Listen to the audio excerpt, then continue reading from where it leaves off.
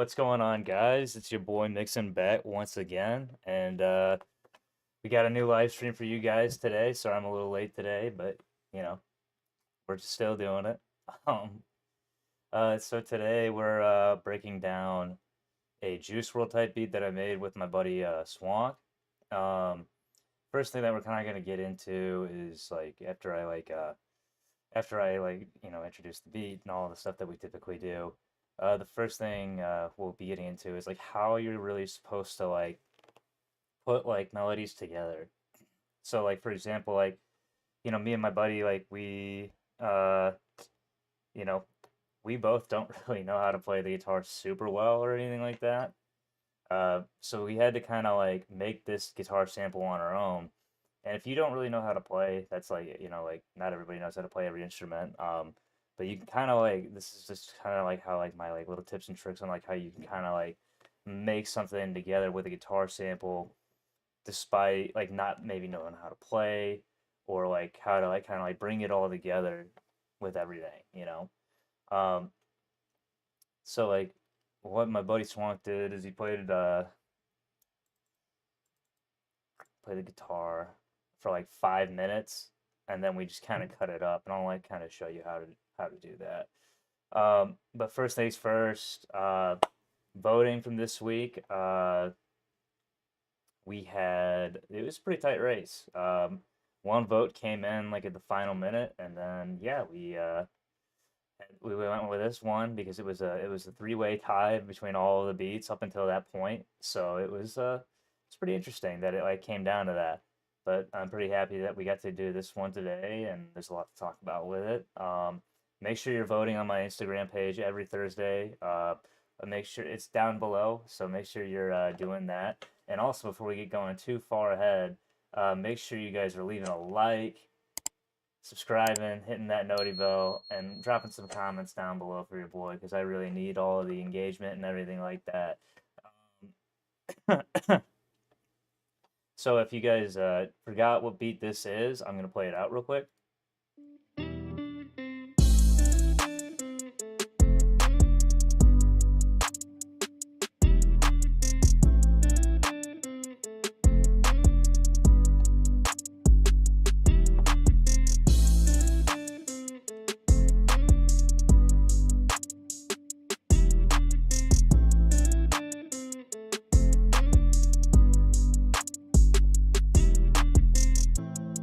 Yeah, so that's just like the 8 bar phrase or the 16 bar phrase that we used.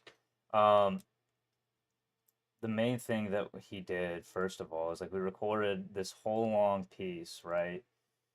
I think it was much longer at first. Yeah, so it's these three pieces that we recorded, and then each part was kind of condensed into everything else. So you can see it's like we had a very long little guitar session here.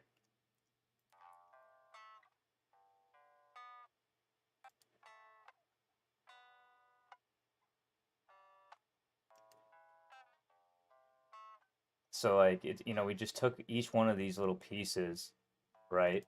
So we had like a whole session, and we cut these into like different pieces, right? So like when we cut it into different pieces, so like there's part two, and there was part one, right? So what we had from that,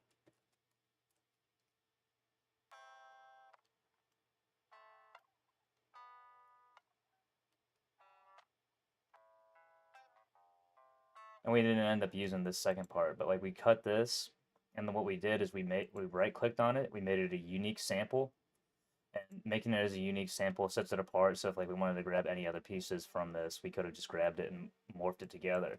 Now the next thing that we did in this, it's as you can see, it's automated, right? So with all the pieces, like so if we took the automation out, right?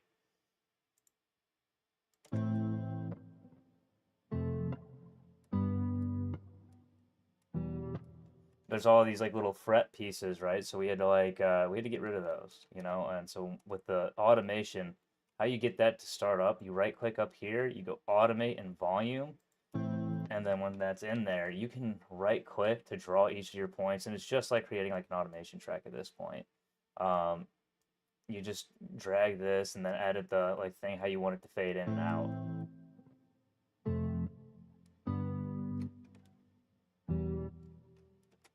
And with all of that, we like took out the rumbling and different stuff like that, and then we just added some like different effects, which I'll get into later. Next, we added like a top melody.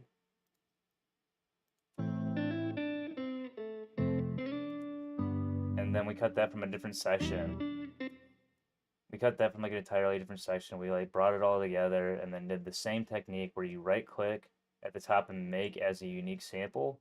We had that. So like typically with guitars, you want to have your guitar part where you're playing the chords, and then you want to have the next part where you're playing your top line.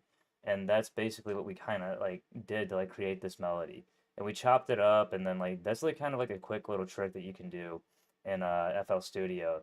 You can just make sure that you're doing like fading it in and out just to make sure certain parts are right. And then you can also just like, cut it together, make the unique sample, and that's just how that part works.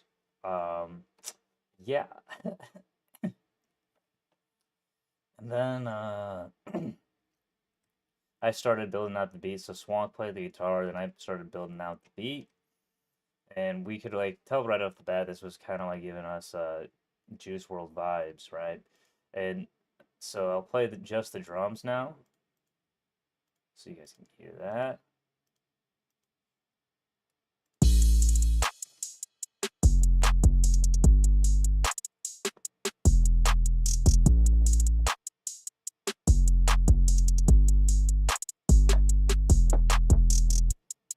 And as you can tell, like with the 808s, they follow this pattern, right?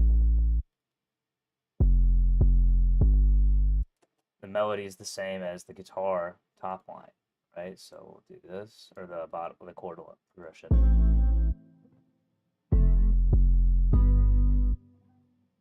So we wanted to make sure that we had everything like in here that was following the right notes.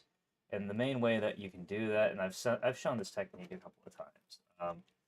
You just go to this audio to MIDI site, so it's called SampLab, and we consolidated it, right? So to consolidate, you hit right click on here, and then you go to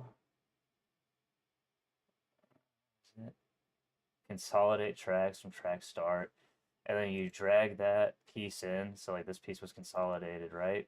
So we drag this piece in to here.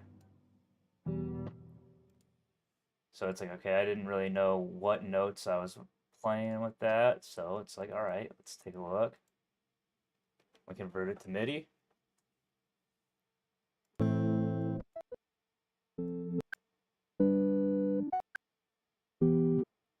So I had those fret pieces in there, as you can hear. So we went from A down to F. So A, E, A, C.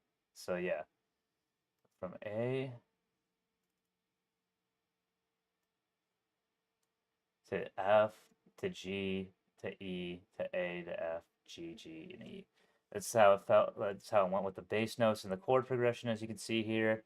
And we just kept that all the way throughout, just to like make everything copacetic and like making it sound good. So with that in mind, we've got now the hi-hats.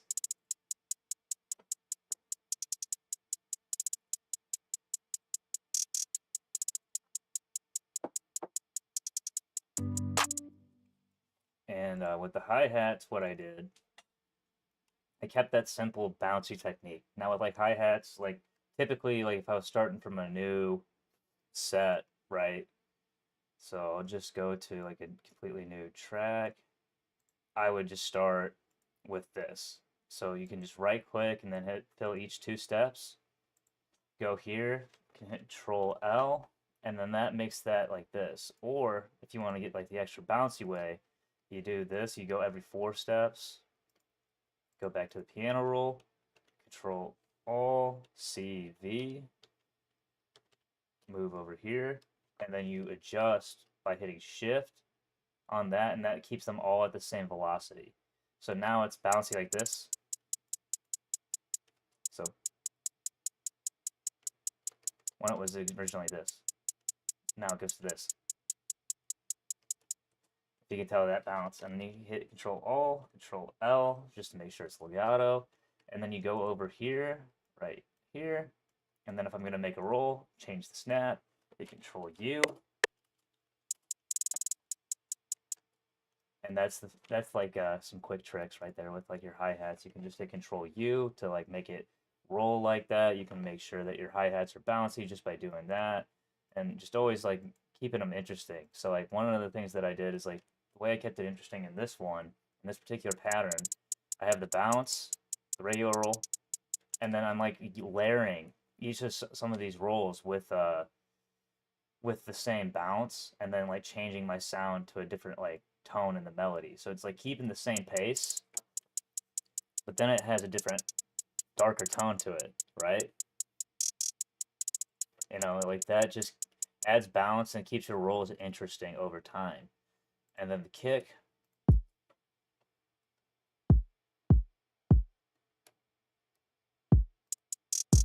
with the clap, snare, open hat,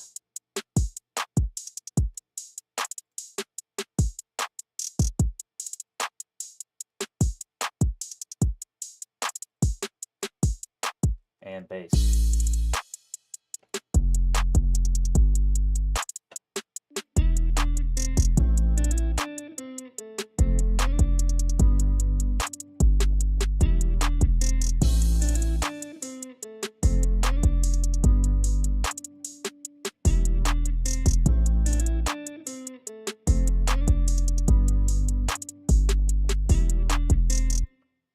So yeah, that's what we got for like the main part of this track and everything like that.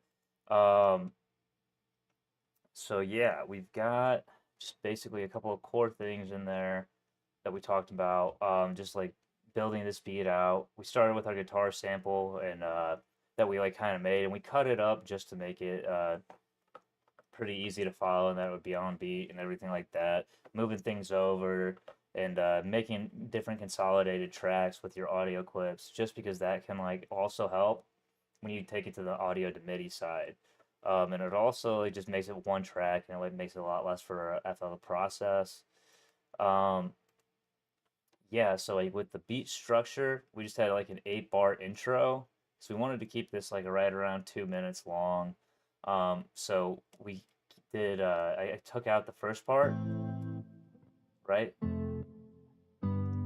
Or took out the top line and then brought it in 4 bars. Brought in the beat for a 16-bar chorus, and going to a 24-bar verse, and then I'm just dropping things in and out. Obviously adding the kick here. And then as it progresses, bring back the top line, bringing in the bass, bring back the hi-hats, just to add like different like style and flair to it. And then we have a build up here with the open hats for the bridge. And then a light final 2 bars here, just to give the artist to say the final piece on the verse, bring back the chorus with everything in it, and an 8-bar outro. That's like the inverse of the intro. So having the top line first, and then no top line to exit, and then we have like a little fade off point. So just letting the track die.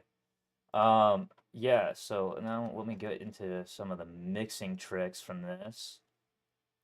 So with the mixing, what we did, first things first, I want to show you with like the guitar sample, right?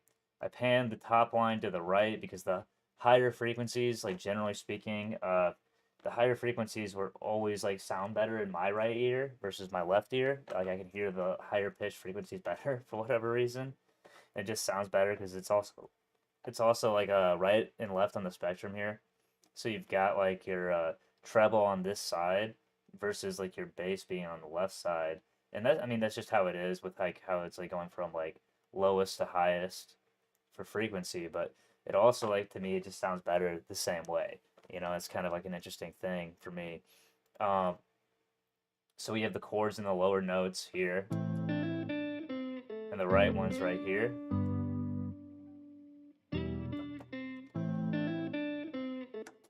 And what I basically did to kind of like make this interesting, so I made this guitar thicker first by like doing my EQ, right?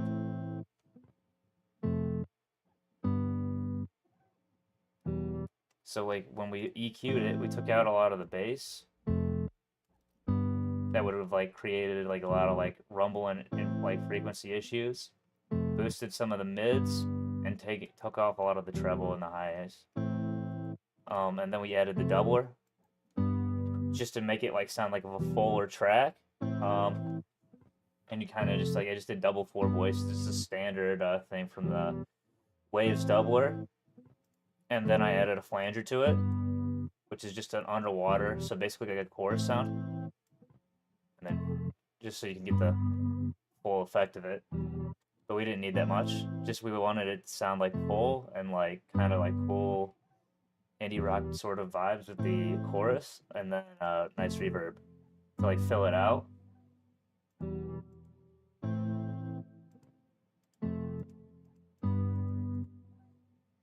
And then we went to the guitar here, made it a little bit tighter on the like what notes we were accepting with this, and raised the mids for it.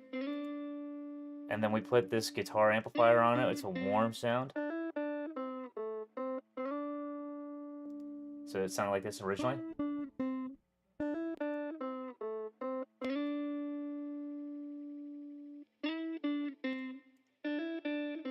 And putting a little bit more reverb on it than the other one had.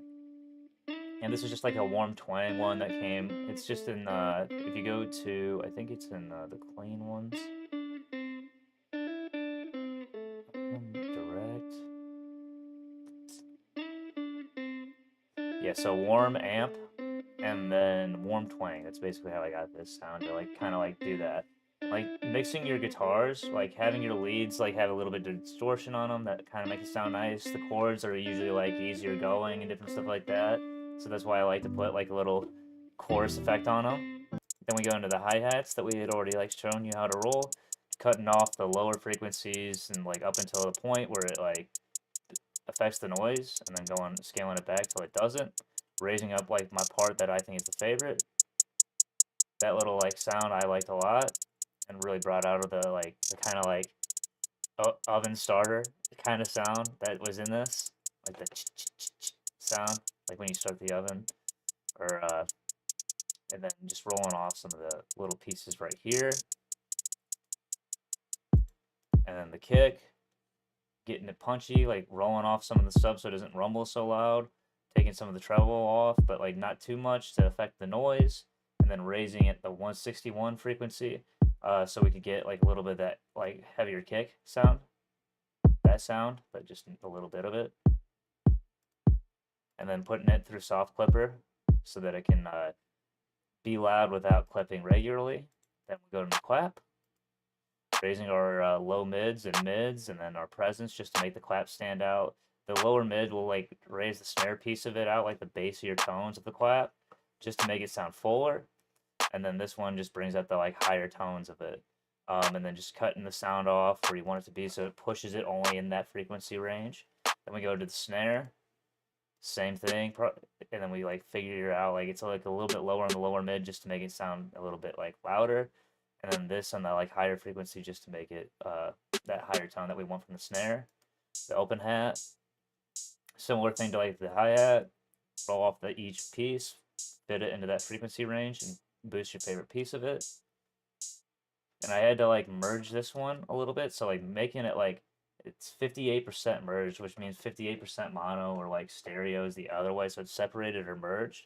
I made it like a little bit this way because it was way far out to the right. This is a technique. If you get like a sample that's panned one way, you can make it mono to make it both sides, and then pan one way or the other if you like it on that side. Because if it's not merged and it's like already pushing to the right, it's just not gonna sound quite right. Then with the crash, just same thing as we did for the open hat, draw it back a little bit, raise your favorite part, and then take this piece out on the top, just so like we're not like hitting any of the weird high frequency ranges. Then the bass, really boosting the sub in this one because I wanted this to like really make your car knock and stuff like that. And then took off a lot of the higher frequencies from it just because I wanted it to be super bassy and loud like that. Doing a low threshold and high post for the soft clipper to make it sound fatter. And then obviously we had our individual tags. And there's the beat.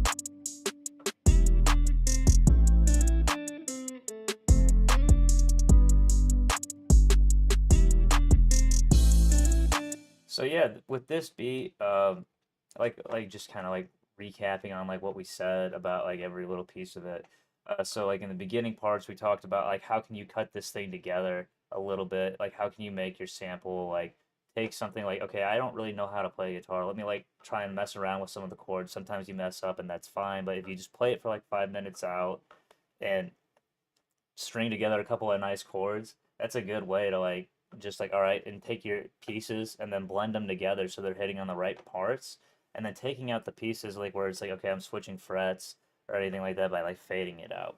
Then you bring in your guitar with the top melody, you just bring in top melody that's hitting like a lot of the same notes. Maybe you use the same bar chord or whatever you used and then just pluck it over the top.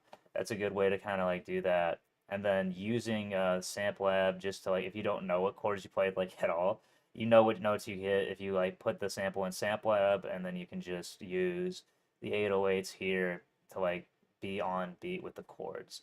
Uh, that's the main things that I got for you guys today. Like I said, like I appreciate all you guys always coming in, tuning in when you do tune in.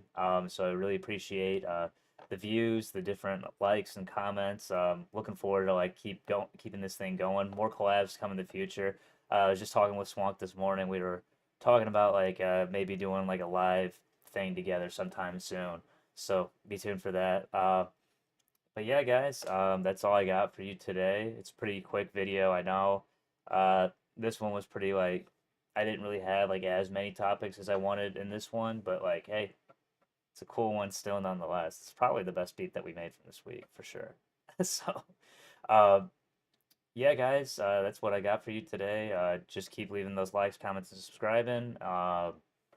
Make sure you're following me on Instagram to do the voting. And without further ado, guys, that's all I got. So, peace. God bless. Thank you guys for listening. And yeah, we'll lock in next week. All right. Peace.